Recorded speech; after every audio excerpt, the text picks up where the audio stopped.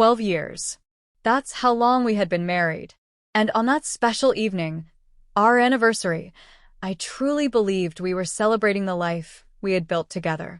The rooftop restaurant shimmered under a soft, golden glow.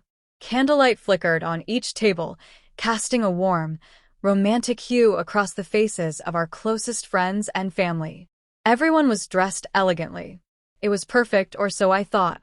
A waiter tapped a glass with a spoon and raised a toast. To Nick and Ava, 12 strong years and many more to come. Cheers erupted. The applause felt sincere. So did Ava's smile, at first. But then everything changed. It began subtly. Ava wandered away from our table. I assumed she was mingling, chatting with a few colleagues she had invited at the last minute. One man, someone I didn't recognize, kept laughing far too hard at everything she said. Then came her second drink. Then the third. That's when it started. His hand on her waist, her fingers brushing his chest. I saw it. We all did. Ava, I called gently. She turned and looked at me like I was interrupting something mildly annoying. Then, right there in front of everyone, she leaned into him and kissed him. This wasn't a polite peck. It was slow, deliberate, intimate. The room went dead silent. Her mother gasped. My best friend stared at me, stunned. Even the live band stopped playing. When she pulled away, she laughed. Oh, come on, Nick. Don't be so dramatic. It's our anniversary. You can share just this once, right? The walkout. I stood there for a moment, burning from the inside out. Anger, embarrassment, pain. But then clarity. I smiled, not because I was okay, but because I suddenly understood everything. Enjoy your evening, I said calmly, walking toward the exit. Oh, come on, she called after me, laughing again. Don't be so sensitive. It's just a little fun. I didn't look back, because right then I already knew what I was going to do next. Chapter 2. The Silent Exit. I didn't go home that night. I didn't yell. I didn't text. I didn't even answer her calls. While Ava probably popped more champagne, proud of her scandalous display, I checked into a quiet extended stay suite on the edge of town, under a different name. That was the beginning of my silence. No more noise. Just action. Over the next 48 hours, I ignored every call, every message. She sent one text. You're overreacting. We need to talk. I didn't reply. Instead, I met with 2 lawyers, one for the divorce, and one to protect my assets. She never saw it coming. Our finances had always been in my name. The house, the cars, the investments. When we married, some called it old-fashioned. Now it was my shield. By day 4, Ava's tone changed. Nick, what's going on? Why are you ignoring me? You're acting crazy. No, I was being calculated. I had already filed for divorce and moved half our liquid assets into a trust. She still thought I was sulking. Meanwhile, I had already hired a private investigator. You want dirt? He asked. No, I said.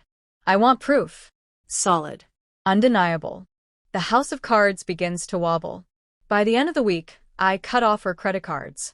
The luxury car she drove, leased in my name, was scheduled for repossession. That's when Ava showed up at my office, storming in like a hurricane. Where the hell have you been? Why are my cards declined? What are you doing? I looked her in the eye. Setting boundaries. Preparing your new life. Her jaw dropped. You can't be serious. I'm deadly serious. No more Mr. Quiet. She stood there, shocked and trembling, still grasping for control.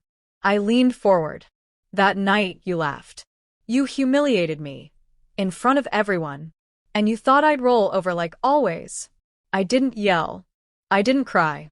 I didn't make a scene. But now you're going to see what silence can really do. She turned pale.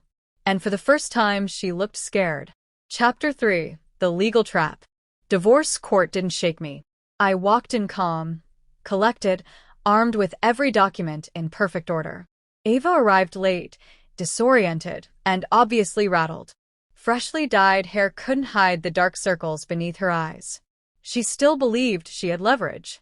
She didn't know she had already lost. The financial bomb. Her lawyer went in swinging, demanding alimony, the house, the car, even a stake in my business. I waited quietly, then handed the judge a single binder. Inside, our prenuptial agreement, signed before marriage. Concrete proof of Ava's infidelity. Time-stamped bank records proving I owned and managed all financial assets. A voice message from her own mother, expressing shock and disgust over Ava's behavior at our anniversary dinner. The judge barely looked at her lawyer before issuing the verdict. Given the evidence and the marital agreement, the court rules in favor of the petitioner. The respondent will receive no alimony, no share of the business, and must vacate the property within 30 days. Gone. The house. The car. The house had always been mine, purchased 2 years before we met. But I had let Ava fill it with her style, her furniture, her memories. Now, she had 30 days to say goodbye. The luxury car? Repossessed right in front of a cafe. People watched. She cried. Nobody helped. The social fallout. I didn't need to spread rumors. I simply told the truth to friends, family, and colleagues. Thanks for joining us at the anniversary. I appreciate your support as Ava and I part ways.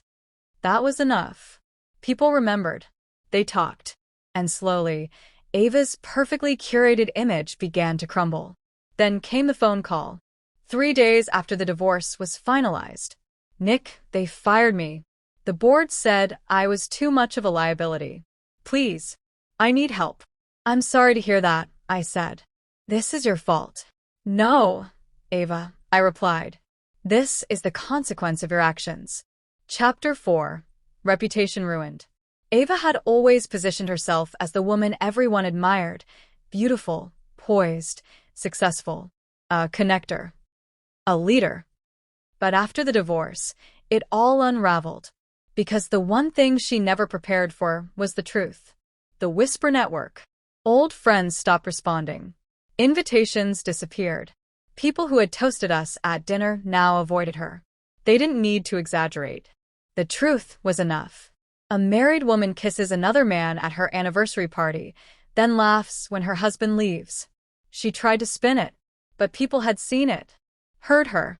No amount of charm could erase what happened. The conference bombshell. Trying to salvage her image, Ava attended an industry event, dressed impeccably, smiling for photos. Drunken toast, arm around her affair partner. 12 years of marriage, and now I finally get to enjoy myself. It spread quietly. She wasn't kicked off the panel, but when she walked on stage, the applause was scattered and cold. She felt it. And worse, she knew they knew. A lonely apartment. She moved into a modest 2-bedroom walk-up. No more gated communities, no club memberships, no designer closets. Once, Ava mocked people who lived like this. Now she was one of them. I didn't gloat. I just let her sit in the silence of her own choices. The midnight call. It was nearly midnight when my phone rang. I let it ring twice before answering. Her voice trembled. Nick, I know I don't deserve anything. I don't know how I ended up here. You built the staircase yourself, I said. I just stepped aside. She was silent. Please, is there anything you could do? A call? A recommendation? I already gave you something, I replied. What? Freedom. Then I hung up. Chapter 5. The final blow. 3 months had passed since the night she betrayed me in front of everyone we knew. She thought I'd fall apart. Instead, I rebuilt. Quietly. Completely. But I wasn't finished, not yet. The dream that died. Ava had always wanted her own brand. Fashion. A podcast. A media series. She had a new project lined up with a startup. Through a quiet connection, I handed over everything. Her infidelity. The video. Her job loss. Her affair partner's termination. No spin. No lies. Just the facts. I asked, would you trust your brand with this? The next day, the project was canceled. The article. A popular relationship blog posted a story. From it girl to isolation, when public image collides with private scandal. They didn't name her, but everyone in our circle knew. She called me again that night. Left a voicemail. You win. Are you happy now? She still didn't get it. It was never about winning. It was about accountability. The coffee shop goodbye. Weeks later, I saw her at a local cafe. She looked smaller, diminished, wrapped in a plain coat she once would have sneered at. She approached slowly. "Nick," she whispered, "I'm not here to beg. I'm sorry. For everything." I studied her. No anger, no pity. "I believe you," I said. "And I hope you become someone better than the person you were." Her eyes welled up. "You really mean that?" Yes. "But that doesn't mean I'll ever forget." Then I walked away. Peace. At last. That night, I poured myself a drink, not to celebrate, not to brag, but to mark the end of a chapter one never wanted. She humiliated me on the most sacred night of our marriage. But in the end, I walked away with my dignity. And she was left with nothing but the memory of what she destroyed. That, in the end, was the most perfect revenge of all. Was this revenge justified? Let us know in the comments. Like the story, share it with someone who needs this energy, and subscribe to Lauren's Story for more tales of betrayal, justice, and epic redemption. Because here, every lie finds its reckoning, and every betrayal meets its shadow. Stay strong. Stay sharp. Stay tuned.